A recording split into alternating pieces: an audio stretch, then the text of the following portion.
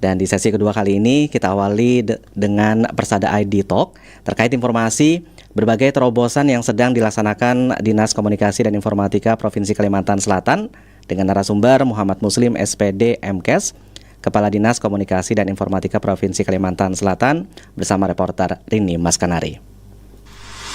Persada ID Talk. Persada ID Talk.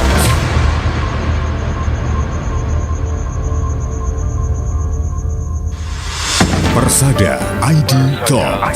Persada ID Talk. Ya, baik, terima kasih. Salam jumpa pendengar dan juga pemirsa LPPLC Indonesia.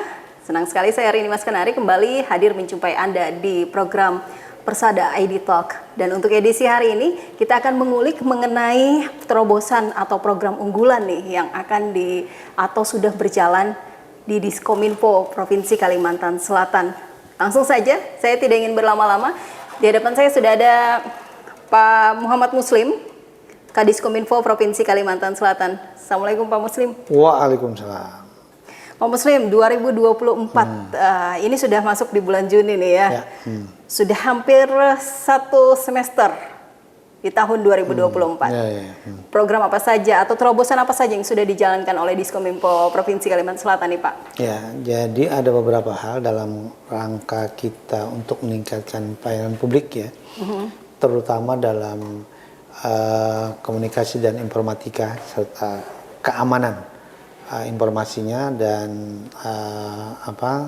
statistik yang menjadi urusan yang ditangani oleh Kominfo. Ada beberapa terobosan yang kita lakukan terutama di dalam mengawal pelayanan berbasis elektronik ya, dalam sistem pembangunan terutama di Provinsi Kalimantan Selatan. Saat ini kita sedang melakukan upaya-upaya diantaranya dalam konteks Aptika itu penyederhanaan dari berbagai platform aplikasi-aplikasi yang ada di pemerintah. Sehingga nanti menjadi lebih sederhana, lebih sedikit, dan itu nanti diintegrasikan dari begitu banyaknya aplikasi-aplikasi. Itu yang pertama ya.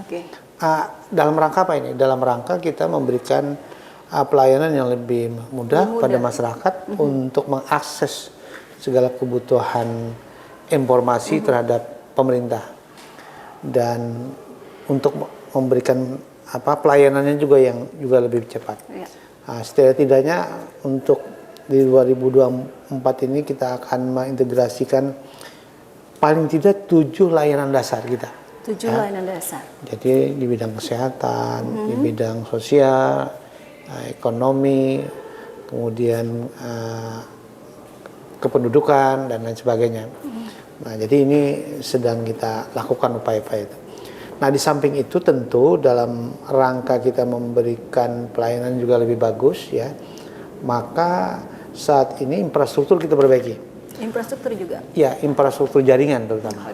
Jadi infrastruktur jaringan kalau dulunya di 2023 itu tidak satu pintu. Sekarang satu pintu. Satu pintu? Ya, satu pintu dikelola oleh Diskominfo, dan Diskominfo lah yang mendistribusikan, memberikan pelayanan jaringan. Baik intra maupun internet ya. Nah, ini memberikan dampak satu efektivitas dan efisiensi. Baik efisiensi dari sisi anggaran ya, karena kita akan melihat kebutuhannya itu betul-betul jadi lebih efisien ya, lebih efisien.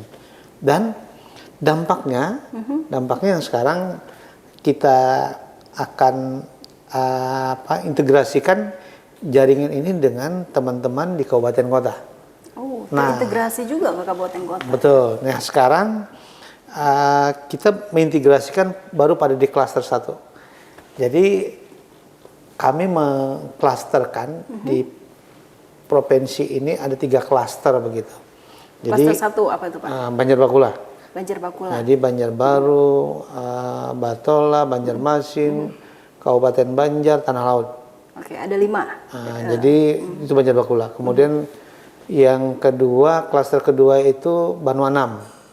Banuanam itu kan dari Tapi, Sungai Selatan, Tengah, Malangan, HSU dan Tabalong. Nah, klaster ketiganya kan Tanah Bumbu Kota Baru. Oke. Nah, untuk tahap yang pertama ini tentu 3 Banjar. 3 Banjar yang sudah siap. Dan manfaatnya apa? Manfaatnya adalah nanti untuk mengawal pelayanan terhadap satu yang berkaitan dengan keamanan. Kita bisa meletakkan CCTV di lokasi-lokasi antara ini tadi, ya, yang berkolaborasi antara provinsi dengan kabupaten, kota yang tadi kita sebut. Yang kedua berkaitan transportasi, yang ketiga pendidikan, dan yang keempat pariwisata. Pariwisata juga masuk. Ya, ini karena kita bisa berbagi itu, berbagi jaringan supaya area-area publik tertentu itu bisa kita berikan pelayanan dengan WiFi gratis di sana. Ya. Nah, selain itu juga Pak Gubernur kita ini, Pak Manbirin ini, beliau ini sangat perhatian, terutama di pelosok-pelosok desa itu. Nah, di pelosok-pelosok desa tertentu yang misalnya infrastruktur jaringannya itu sangat membutuhkan, itu kita dukung, ya, sesuai dengan kebijakannya Paman, ya, Pak Manbirin. Jadi mereka juga bisa menikmati akses informasi begitu, ya. Karena memang sistem kita digital sekarang, ya. Iya, ini tidak bisa dipungkiri kan. Mau tidak mau mereka yang mungkin hidup di pedalaman gitu harus juga bisa semua mengakses itu. Jadi jaringannya itu yang harus kita fasilitasi. Walaupun secara di provinsi itu masih ada sekitar 8%. 8% masih ada. Ya, desa-desa yang masih blank spot. Tapi 92%-nya itu sudah terlayani internet. Sudah terlayani itu, ya. Dan inilah upaya-upaya kita dari sisi infrastruktur jaringannya. Nah, selain itu juga saat ini kita berupaya untuk meningkatkan keamanan informasinya. Ya, itu yang paling penting masyarakat nih. Betul. Ya. Nah, keamanan informasi itu yang masyarakat tahu ada hacker, kemudian adanya serangan-serangan seperti itu. Nah, ini harus dikawal oleh tim.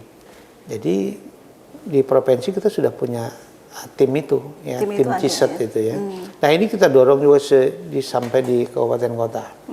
Dan tentu kolaborasi kita dengan BSN pusat, kemudian dengan Intelkam, Polda, kalau itu sudah berkaitan dengan hal-hal yang bersifat crime gitu, ya. Nah, itu juga dilakukan juga oleh Diskominfo.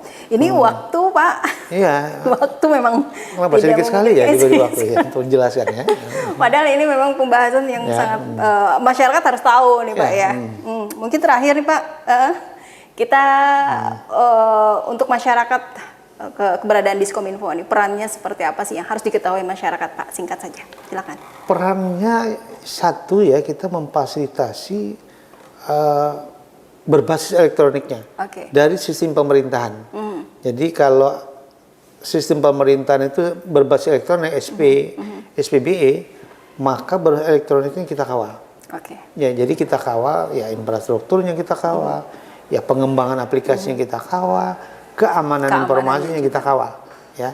Jadi fungsi Diskominfo tidak hanya menyuarakan informasi-informasi dan mengkomunikasikan kinerja pemerintah, tetapi lebih dari itu juga mengawal agar pembangunan digital itu tetap terjaga dan terfasilitasi dengan baik, sehingga apa, kemudahan dalam memberikan pelayanan semua pelayanan publik yang ada di provinsi ini dapat lebih efektif dan efisien kepada masyarakat. Ya. Baik. Terima kasih Pak Muslim.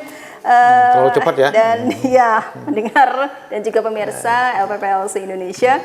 Mungkin demikian Persada ID Talk kita edisi hari ini. Sampai jumpa lagi di lain waktu dan kesempatan. Saya Rini Maskanari. Kita kembali ke studio. Persada ID Talk. Persada ID Talk.